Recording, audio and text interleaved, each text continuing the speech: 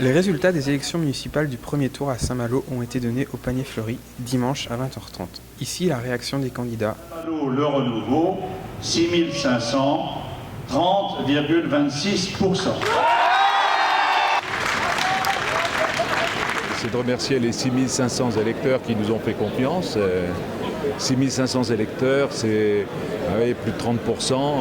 Ne pas être apolitique, contrairement à ce qu'on a dit, mais de ne pas s'attacher à des étiquettes politiques de parti.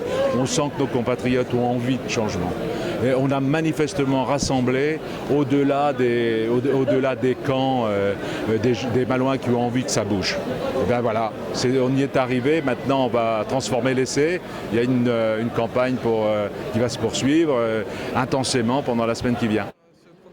Les impressions, c'est que c'est un premier tour et qu'il y a toujours un deuxième tour. Qu'on est dans un mouchoir de poche entre trois listes.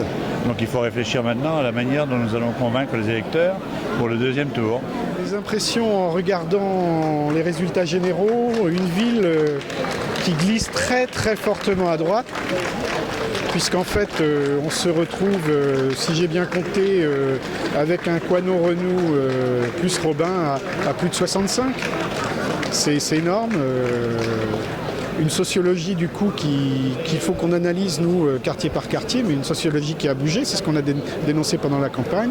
La liste de gauche a bien résisté.